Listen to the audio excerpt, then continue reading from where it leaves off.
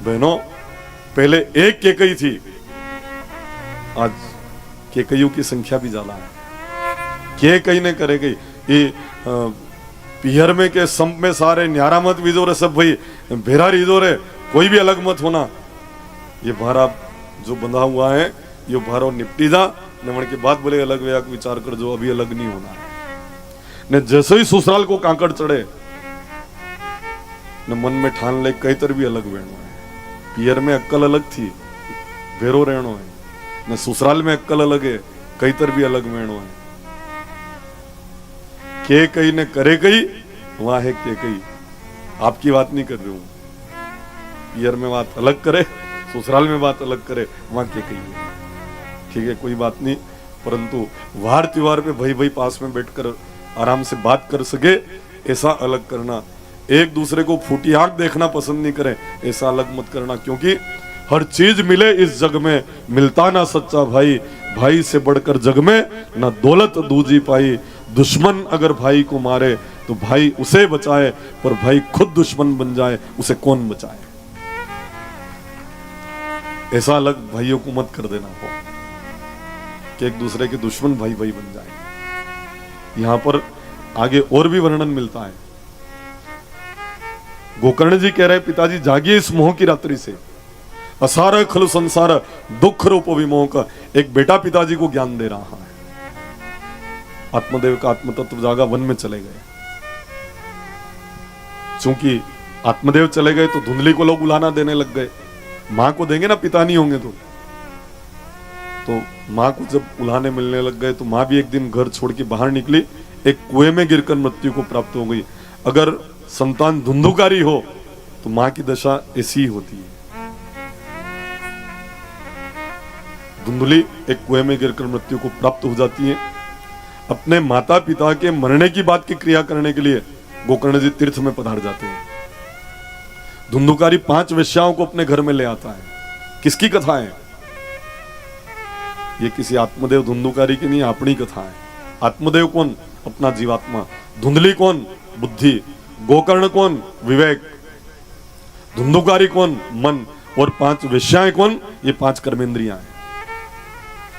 कथा को अपने ऊपर घटाओगे तो आनंद आएगा, नहीं तो ये तो सुन के जाना ही है और प्रसाद तो मिल ही जाएगी। और आत्मदेव आपका आत्मा, धुंधली बुद्धि, विवेक गोकर्ण, मन धुंधुकारी, 5 वेश्याएं 5 कर्मेंद्रिया। धुंधुकारी उन 5 वेश्याओं की बात मानता था और खूब उनके लिए चोरियां करता, डाके डालता, और एक दिन उन वेश्याओं के हाथ से मृत्यु को प्राप्त हो जाता है, भयंकर प्रेत बनता है। कर्मणों गहनो गति, जो जैसा कर्म करता है ना उसको वैसा प्रतिफल प्राप्त होता है। विश्वास नहीं होता हो, मुझे एक घटना याद आ रही महाभारत की। एक दिन इस धृतराष्ट्र ने पूछा, भगवान आप बताइए कौन सा अपराध किया मैंने कि 100 पुत्रों को कांधा देना पड़ा और जन्म से मैं अंधा हूं, ऐसा क्या अपराध किया था मैंने?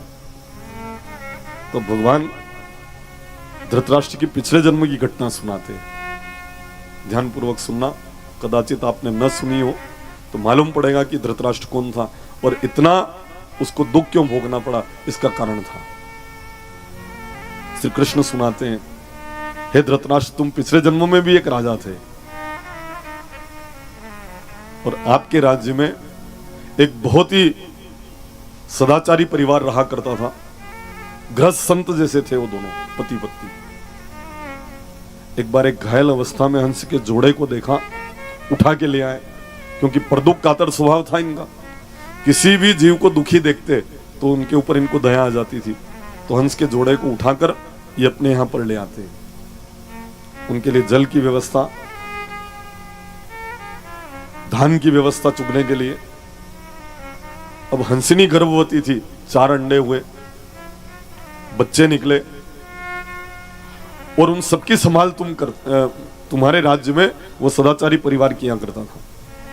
एक बार सदाचारी परिवार को तीर्थ यात्रा के लिए जाना था तो उन्होंने वो हंस का जोड़ा और उसके 4 बच्चे, शासक आप थे इसलिए आपके यहां पर धरोहर के रूप में रख दिए थे। अब वो तो तीर्थ चले गए सदाचारी परिवार, पर राजन आप मांसाहारी थे, आपने हंस के बच्चे को मारकर खाया। फिर अगले दिन एक और बच्चे को मारकर खाया। हंसिनी फिर गर्भवती, उसके फिर 10 बच्चे हुए, 12 बच्चे हुए।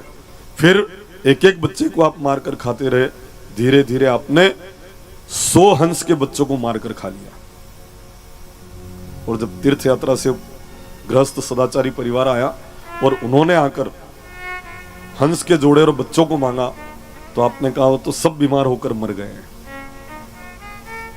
उस अपराध के कारण आपको सौंप जो रखा था उसको भी आपने समाप्त कर दिया।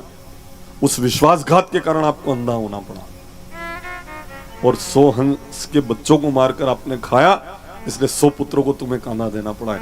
विश्वासघात का परिणाम तुम अंधे हुए और 100 पुत्रों को इसलिए कांधा देना पड़ा है। कर्मणों गहनो गति, जो जैसा कर्म करता है उसको वैसा प्रतिफल प्राप्त होता है। नहीं विश्वास होता हो तो एक व्यक्ति को रेल में बैठकर यात्रा करना थी, रिजर्वेशन उसके पास नहीं था, कंफर्म नहीं था। दलोदा वो गया और पांव रखने की जगह डब्बे में नहीं थी, तो रबर का एक सांप था, उसने फेंका और कहा और इस डब्बे में सांप है।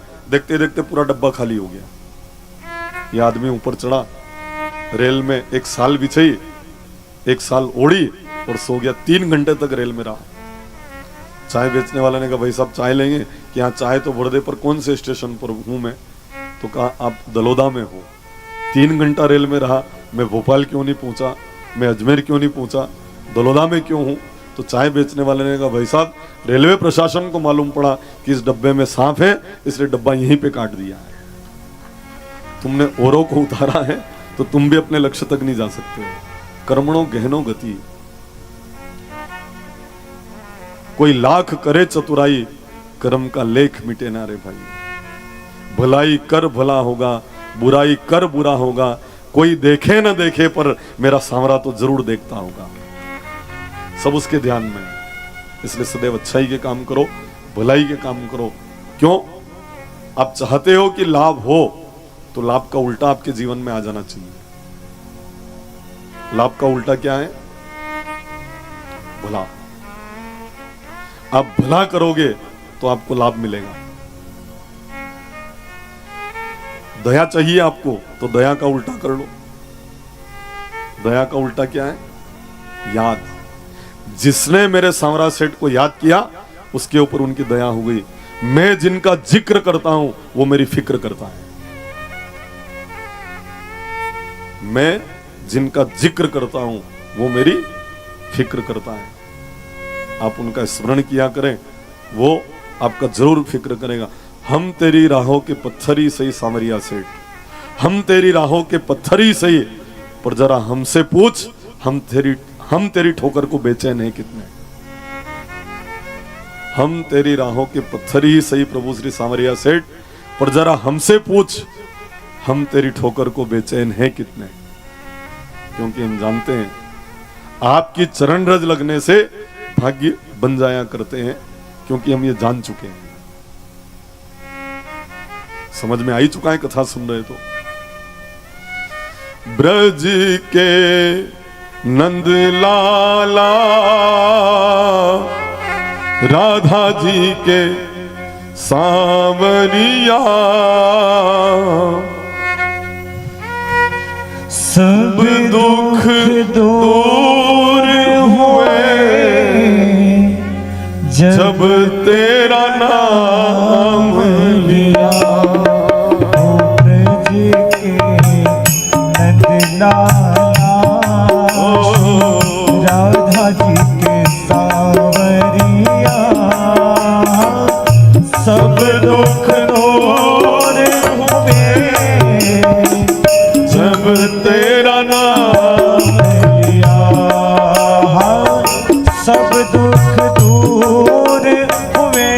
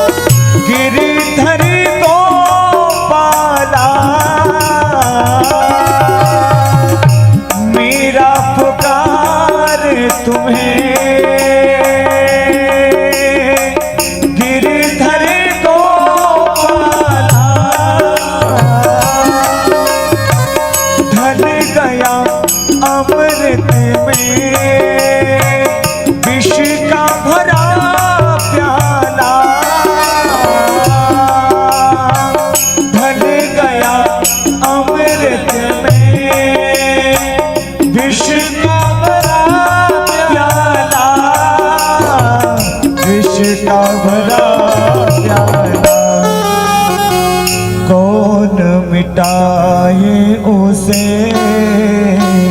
जिसे तूने थाम लिया।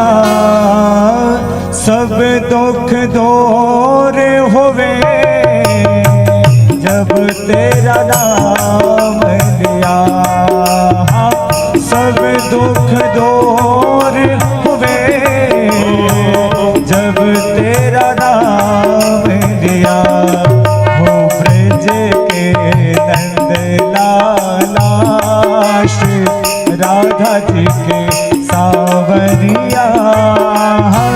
सब दुख दूर हुए जब तेरा नाम लिया। देख रहे हो तुम मेरे दुखड़े सारे। देख रहे हो तुम मेरे दुखड़े सारे। कब दर्शन दोगे मेरी आँखों के तारे। कब दर्शन दोगे प्रभु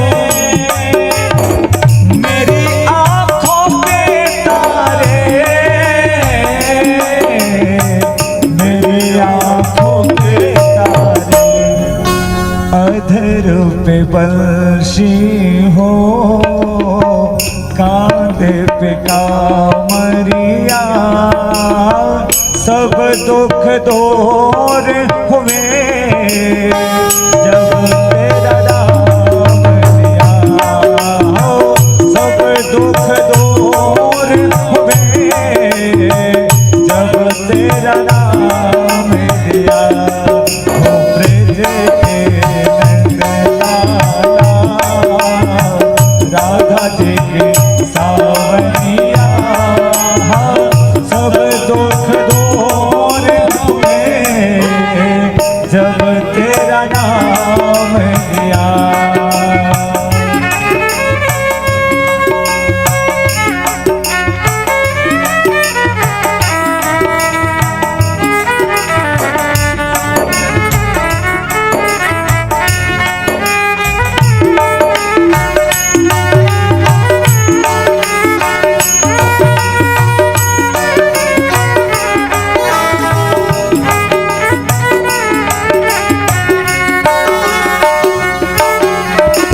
जब तेरे गोकुल पर आई विपदा भारी। जब तेरे गोकुल पर आई विपदा भारी। एक इशारे में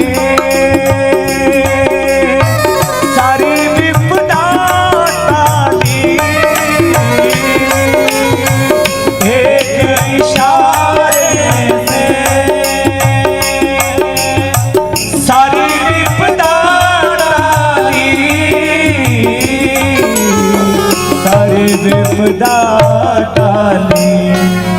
उठा लिया गोवर्धन उंगली पर थाम लिया। सब दुख दूर हुए जब तेरा नाम लिया। सब दुख दूर हुए जब तेरा नाम लिया। हो ब्रज के नंद लाला राधा जी के सावरिया। सब दुख दूर हुए जब तेरा नाम लिया। सब दुख दूर हुए जब तेरा नाम लिया। गोविंद मेरो है गोपाल मेरो है। गोविंद मेरो है गोपाल मेरो है। बोले श्री सदगुरु महाराज की जय। श्री सामरिया सेठ की जय। भयंकर प्रेत बनता है धुंधुकारी अपने कर्मों के कारण। 7 पेरे वाला बांस गाड़ कर उसमें बिठाकर उसको कथा सुनाते हैं और 7 दिन में उस बांस की 7 ही गांठें फट जाती है। भागवत जी में इसलिए कहा गया कि भागवत जी के शब्दों से निर्जीव बांस तक की गांठें फट गई और आपके चेतन मन की गांठें नहीं फटे तो आप वाड़ाती भी गए वित्या लोग। क्यों ली भागवत जी में बात?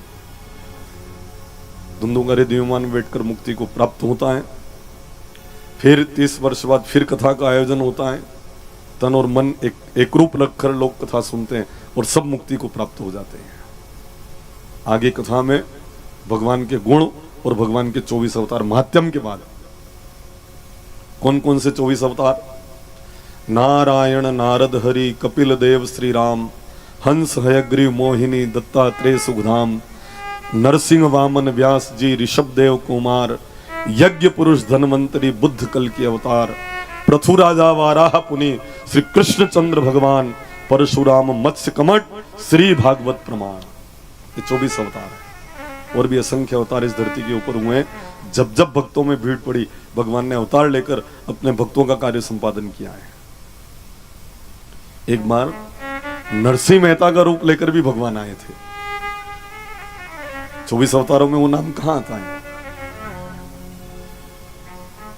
वो नरसिंह जो महुआ को हाथ लगाए थे वे नरसिंह भगवान, और एक नरसिंह भगत, उन नरसिंह भगत का रूप लेकर भगवान पधारे थे। 24 अवतार में उनका नाम कहां है? नरसिंह भगवान का तो है प्रहलाद के लिए जो अवतार धारण किया था, और पाछे मोड़ी भी है पास में। देशी यूं को तो समझ में आएगा। मौड़ी भगवान ने हाथ लगाया, मेरा उद्धार कब होगा? पापी का रक्त मेरे ऊपर लगा दिया आपने। तो भगवान ने कहा तेरे नीचे से कोई निकले उसका पुण्य तू ले लेना। महुआ के नीचे से निकलो जय नरसिंह बोल के जाना पड़ता है। या महुआ पीछे है। नरसिंह जयंती से कथा प्रारंभ हुई। मैं धरेखेड़ी से निकला तो नरसिंह भगवान की 14 थी वो, और अगले दिन भैरव पूनम, काल भैरव। और आपको मालूम है काल भैरव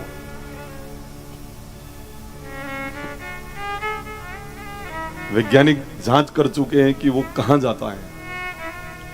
देखो भैरव भगवान को क्या चढ़ता है? आप कह दोगे कि वो नहीं, मद चढ़ता है उनको। क्या? जो अहंकार है, वो अभिमान, वो मद उनको चढ़ाना चाहिए, पर ये मध्य चढ़ाना शुरू कर दो।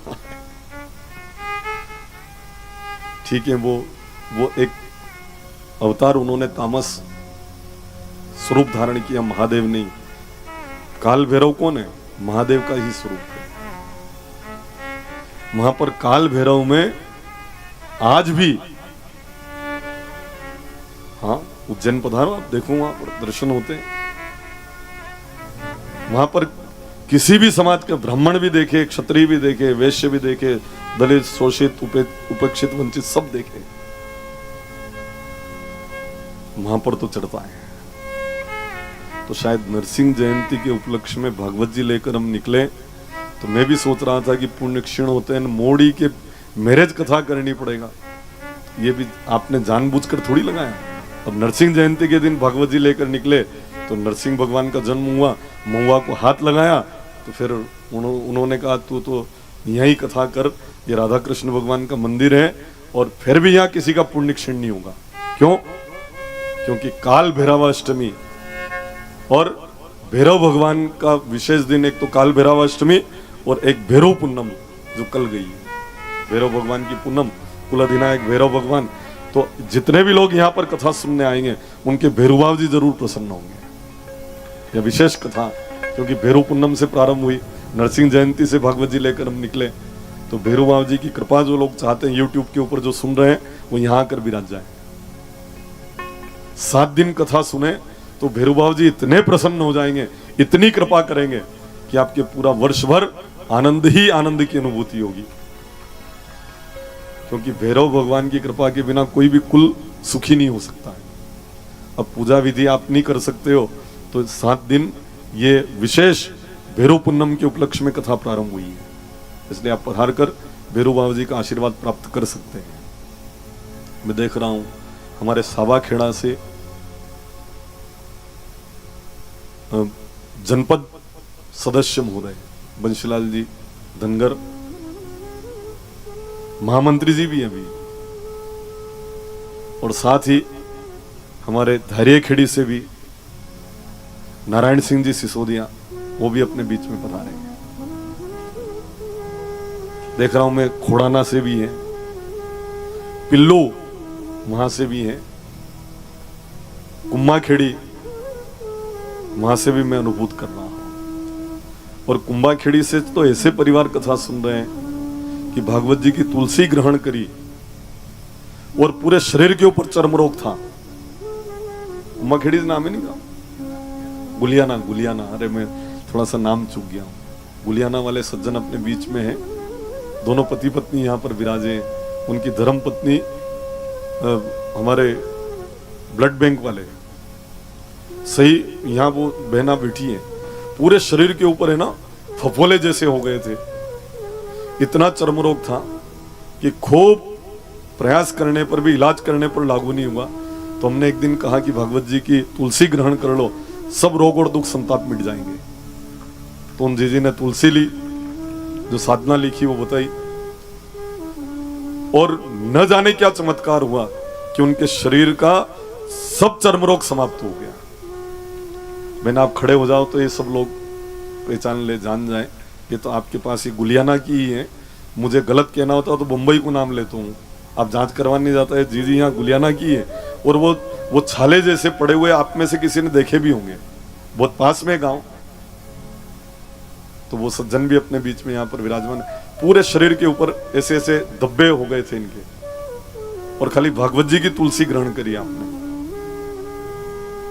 और तुलसी माता का चमत्कार ऐसा हुआ, उस चमत्कार से न जाने कैसे कृपा हुई भगवान की, और वो जो चर्मरोग था वो बिल्कुल समाप्त ही हो गया। अब वो चर्मरोग इनको है ही नहीं। तो ये बड़ा चमत्कार है, ये इत्तेफाक नहीं है, ये भगवान का आशीर्वाद है। क्योंकि हम तो कई बार रोज चरणामृत लेते हैं तो यही तो बोलते हैं, अकाल मृत्यु हरणम सर्व व्याधि विनाशनम विष्णु पादोदक पित्वम पुनर्जन्म न विद्यते। सर्व व्याधि विनाशनम, तुलसी माता है तो सब व्याधि नाश हो जाती है। हम रोज बोलते हैं ऐसा, तो हमने जांच कर ली, एक बार ट्राई कर लिया तो सर्वव्याधि विनाशन होते हुए हमने देख लिया। वास्तव में हमारे जो धर्माचार्य हैं उन्होंने जो लिखा है वो गलत नहीं है, फर्क पड़ता है, पर अपनी कितनी श्रद्धा है उतना फर्क पड़ता है। यहाँ पर नरसिंह अवतार जो चौथा अवतार है 24 अवतारों में, एक बार भक्तराज नरसिंह मेहता के लिए भी भगवान स्वयं भक्तराज नरसिंह मेहता बने थे। मुझे घटना याद आ रही है, श्राद्ध के दिन थे और श्राद्ध के दिनों में आपके पिताजी का श्राद्ध करो, गांव के लोग कहते हैं नरसिंह मेहता से। नरसिंह मेहता जी कहते हैं, देखो मैं तो ताल तंबूरे बजाता हूं, भगवान का भजन करता हूं, मेरे पास द्रव्य नहीं है, धन नहीं है, मैं कैसे श्राद्ध करूं? अरे आपके तो सांवरो सेठ सब करेगा के? लोगों ने ये कहा। तो नरसिंह मेहता ने कहा, अगर सांवरा सेठ का नाम ले लिया है तो अपनी नागर जाति के 700 घर जो है ना अपने गांव में, जूनागढ़ में, सब लोगों को मेरी तरफ से आप निमंत्रण दे के आ जाओ। सांवरा सेठ का नाम ले लिया है तो व्यवस्था भगवान करेगा। 700 ही घर के लोगों को कल निमंत्रण है भोजन के लिए आना, और एक मुट्ठी भर आटा घर में नहीं है, 700 घर के लोगों को निमंत्रण। वो 10 बजे पूजा पाठ से निवृत्त हुए और कहते हैं कि आटा और नमक ये सस्ता मिलता है, दाल भी सस्ती मिलती है, ये भगवान लेके आएंगे, और थोड़ा देशी घी महंगा मिलता है तो घी में लेके आऊंगा। वो पात्र बड़े भोले हैं, सरल हैं, इसलिए वो एक पात्र लेके गए जिसमें 2 किलो घी आ जाए, ऐसा डब्बा लेके गए हैं। 700 घर के लोगों को भोजन करवाना है। ने ब्राह्मण को है ना हंसती हुई बाटियां अच्छी नहीं लगती, रोती तक की बाटियां अच्छी लगी। रोती तकी में समझी रहे आप जना के घी टपक तो रहे मतलब आंसू टपक तो रहे वी बाटिया हूं लागे माने। और 700 घर के लोगों को ऐसी बाटी जिमना है और घी कितना लेने गए 2 किलो। एक दुकान पर जाकर कहा अरे महाजन जी मुझे घी दे दो आप क्योंकि पिताजी का श्राद्ध है, मैं जैसे जैसे पैसे आएंगे मैं आपको देता रहूंगा। उन्होंने कहा कि देखो हमने उधार बंद कर दिया है, उधार हम नहीं देते हैं, आगे जाओ और है दुकानें।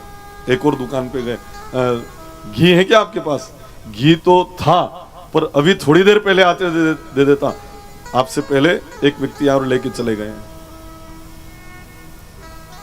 फिर अगली दुकान पर गए घी है आपके पास? कि हाँ घी तो है और मेरी इच्छा भी है कि आपको दूं, पर 1-2 भजन सुना दो और जितना घी चाहिए ले जाओ। नरसिंह मेहता भजन गाने में लग जाते हैं। उधर 12 बज गए और 12 बजे धूप ध्यान करना है, मात्र 5 या 7 मिनट शेष रहे होंगे और द्वारिकाधीश एकदम द्वारिका में खड़े हो गए। रुक्मिणी मैया ने पूछा क्या हो गया आपको? कि आज मेरे भक्तराज नरसिंह मेहता मेरे भजन में इतने तल्लीन है और उनकी जग हंसाई होगी, इसलिए उनका काम करने के लिए मुझे जाना पड़ेगा। नरसिंह मेहता का रूप लिया द्वारिकाधीश ने। रुक्मिणी मैया ने कहा मुझे भी साथ में लेके चलो। तो भगवान ने कहा वहां कोई अभिषेक करवाने नहीं चल रहे, वरदान देने नहीं चल रहे हैं, वहां पर आपको पूड़ी बंटने वाली बन के चलना पड़ेगा व्यवस्था करने के लिए। अक्रूर जी आए तो कहा आप झारा ने खुरपालो ने हलवाई वणी चलो। उद्धव जी आए, उनसे कहा आप आगे चल के बर्तन साफ करने का काम करो। सारी सामग्री 7 मिनट में ही यहां पर नरसिंह मेहता के जूनागढ़ में चली आती है और नरसिंह मेहता खुद भगवान बनकर सारी सामग्री बनवा देते हैं। ब्राह्मण आते हैं, बड़े प्रेम से भोजन होता है, सोने की अशर्फिया दक्षिणा में एक प्रदान की जाती है। पिताजी का धूप ध्यान भी किया। किसके? नरसिंह मेहता के पिताजी का धूप ध्यान किया है। किसने? स्वयं भगवान द्वारिकाधीश ने। इधर 4 बजे तक भजन चलते रहे। दूसरी तरफ का दृश्य देखो आप, 4 बजे तक भजन गाते रहे। वो एक भजन पूरा हो, दूसरा भजन प्रारंभ, क्योंकि वो तो इतने संलग्न हो गए भजन में, भूल ही गए कि मैं घी लेने आया हूं। जैसे 4 बजे इनको याद आया, अरे बाप रे ये तो क्या हो गया, मेरे यहाँ पर वो जितने भी ब्राह्मण आए होंगे अपशब्द बोल के गए होंगे, पर चलो कोई बात नहीं, भगवान के नाम से तो पूरा दिन व्यतीत हुआ, आज का दिन बहुत अच्छा था। ये भगवान इसका स्मरण करते करते जैसे ही घर गए, जाकर कहा अरे ओ भाग्यवान, 700 घर के लोग आए होंगे, अपशब्द बोल के गए होंगे, ऐसा क्यों पूछ रहे हैं स्वामी? मैं नहीं आया, मैं भजन गाता रहा। और घी देने की बात कही ना, तो मैंने घी लिया ही नहीं कि अब तो ब्राह्मण चले ही गए होंगे, अब घी की क्या जरूरत, मैं तो लाया ही नहीं हूं। तब उनकी धर्मपत्नी कहते स्वामी आपने इतनी व्यवस्था करी, सब ब्राह्मणों की सोने की अशर्फिया दी और अपने हाथ से भोजन कराया, पिताजी का धूप ध्यान आपने अपने हाथ से किया। नरसिंह मेहता समझ गए कि कोई और नहीं, मेरा द्वारिकाधीश मेरा काम करके यहां से गए। पर नरसिंह मेहता की आंखों में आंसू आ गए। नरसिंह मेहता ने कहा भगवान, नाचे कूदे वांदरी ने खीर खा फकीर, भजन मैं करूं, आपके नाम से ताने मैं सुनूं, पूरे गांव के लोगों को आप दिख जाओ, न खाली मेरे को नहीं दिखो, तो मैंने आपका क्या बिगाड़ा? भले मेरा रूप लेकर आए पर सबको आभास तो कराया ना आपने, मेरे से कोई गलती हुई क्या? नाथ ऐसी क्या त्रुटि है कि भजन में करता हूं और दिख सबको जाता है, अपने हाथ से खिला देता है और मुझे नहीं दिखता, आखिर क्या कारण है?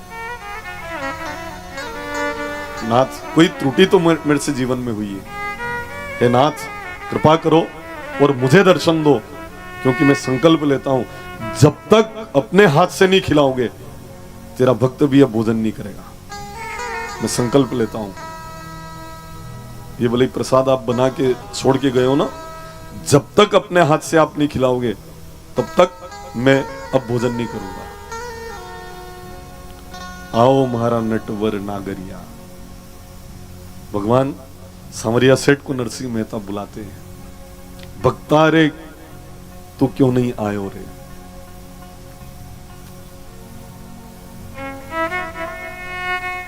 हे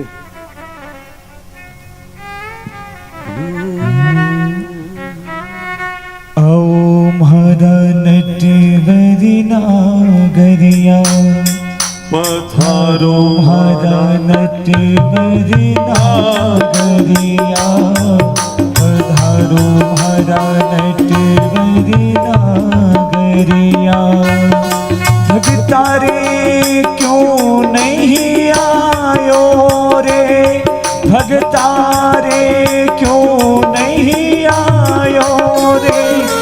पधारो मारा नटवरी नागरिया, ओ आओ मारा नटवरी नागरिया।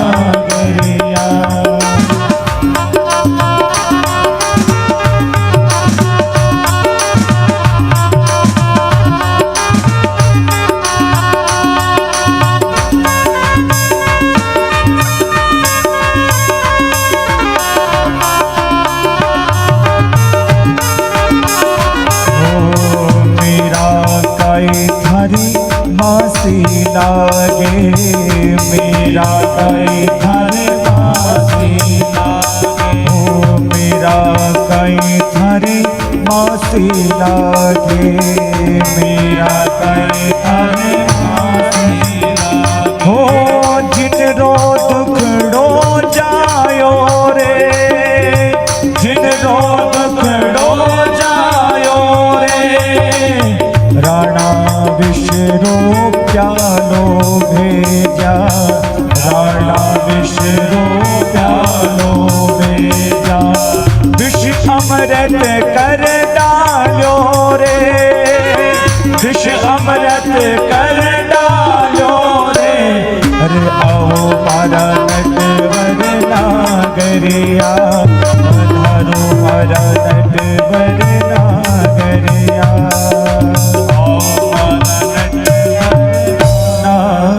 सावरिया बोले श्री सदगुरुदेव की की जय, बोलो सांवरिया सेठ सेठ की जय, भक्त और भगवान की जय। जय।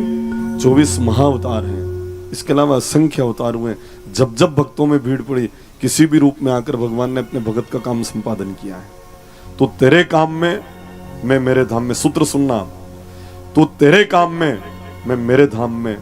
तू मेरे नाम में, तो मैं तेरे काम में। ये सूत्र है, हमारी जीजी जानती है। पूरा भगत अपने सांवरिया सेठ 3 है। एक तो प्राकट्य स्थल पर है, एक मंडफिया में और एक भातसोड़ा गांव में। तो जो गांव में भगवान है ना, वहां के एक पुरोबा भगत उसी गांव के, अभी 7वीं पीढ़ी में उनके परिवार के लोग रहते हैं वहां। वो कथा सुनने भी आए थे जब मैंने अनगढ़ बाबूजी में कथा करी थी। तो घटना सुनाई पूरी कि पुरोबा भगत बहुत संत सेवा करते, कई संत इनके यहाँ पर आते थे। धीरे धीरे कर्जा बहुत बढ़ गया। उस धनवान व्यक्ति ने चेतावनी दी कि 24 घंटे के अंदर पैसा जमा कराना, नहीं तो डबल देना पड़ेगा तेरे को। ये तो सांवरा सेठ से जाकर कह देते हैं। रात्रि में ही 12 बजे दरवाजा खटखटाया जाता है।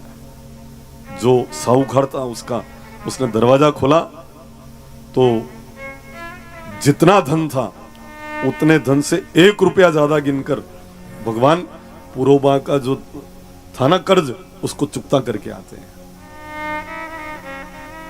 पुरोबा अगले दिन कहीं, ये सुथारी का काम करते थे पुरोबा, तो कहीं जा रहे थे तो साहूकार ने, अरे पुरोबा, तो पुरोबा ने कहा फिर पैसा मांगेगा।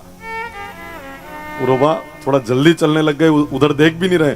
अरे बा साहब, रात में पैसे जमा कराने आए थे ना। पुरोबा का ही रूप लेकर गए थे, पैसा जमा कराया, 1 रुपया उसमें ज्यादा दे दिया आपने, वो मैं वापस लौटाने के लिए आया हूं। अपने भगत का मान बढ़ाया भगवान ने। तू तेरे काम में, मैं मेरे धाम में। तू मेरे नाम में, तो मैं तेरे काम में। 24 महाअवतार, असंख्य अवतार और भी इस धरती के ऊपर हुए हैं। यहां पर और आगे वर्णन करते हुए सूत जी महाराज कहते हैं कि महाभारत के युद्ध से इस कथा को प्रारंभ किया है। महाभारत के युद्ध से इस कथा को क्यों प्रारंभ किया? क्योंकि इसमें श्रोता परीक्षित जी का जन्म महाभारत के उस कथा में हुआ है। कथा की पहली शर्त श्रोता का मौजूद होना। धर्म मांग रहा है, अधर्म देने को तैयार नहीं। सुई की नोक इतनी जमीन नहीं दूंगा। फलस्वरूप महाभारत हुआ है। पहले एक दुर्योधन था, दुर्योधनों की कमी नहीं है। 1 फूटी कोड़ी नहीं दूंगा मैं जमीन में। कई दुर्योधन है साहब। मैं आह्वान करूंगा, अगर आप ऐसा मन में विचार रखते हैं तो आप ठीक नहीं कर रहे हैं। अभी जो केस चल रहे हैं ना भाइयों के, कचहरी में बहुत ज्यादा केस चल रहे हैं। कण कण का केस चल रहा है कि भाई का। अपने इधर हालांकि आख्या में तो भाई नहीं लड़ते हैं, दूसरा काम की बात कर रहा हूं। यहाँ तो बहुत प्रेम से रहते हैं, एक दूसरे का सहयोग करते हैं, खूब एक दूसरे भाई के लिए कटने को तैयार हो जाते। नहीं, मैं मेरे भाई को प्रदान कर रहा हूं, ऐसे लोग रहते हैं आख्या में। कहाँ के यहाँ हनुमान जी की नगरी है, ये श्री बालाजी महाराज की नगरी है, इसलिए यहाँ पर भाई आपस में नहीं लड़ते हैं। हमारा हमें कान देख ही रहे आप, लड़ते हैं यूं, सामने नहीं देख रहे हैं, नजर नहीं मिला रहे हैं। कहा कि यहां भी लड़ लेते हैं महाराज। दुर्योधन सुई की नोक इतनी जमीन नहीं दूं। धर्म मांग रहा है, अधर्म देने को तैयार नहीं। धर्म जो था, धर्ममय जीवन था। खांडव प्रस्थ इंद्रप्रस्थ बना और हस्तिनापुर भी धर्म के पास ही रहा है। आपका जीवन धर्म में होना चाहिए। धर्म बढ़े तो धन बढ़े, धन बढ़े मन बढ़ जाए, मन बढ़े महिमा बढ़े, सब बढ़त बढ़त बढ़ जाए। धर्म घटे तो धन घटे, धन घटे मन घट जाए, मन घटे महिमा घटे, सब घटत घटत घट जाए। धर्म बढ़े तो सब बढ़े, धर्म घटे तो सब घटे। इसलिए आपके जीवन में धर्म बढ़ना चाहिए। परीक्षित जी महाराज का जन्म होना महाभारत की कथा में है। अश्वत्थामा ने सोते हुए पांडवों को के पुत्रों को मार दिया है। तब इंद्रजीत, देखो आप, उधर पाशुपत अस्त्र धारण कर चुका था, उसी तरह अर्जुन ने भी इंद्र को पराजित करके उनसे भी इन्होंने शस्त्र धारण किया था, शस्त्र ग्रहण किया था।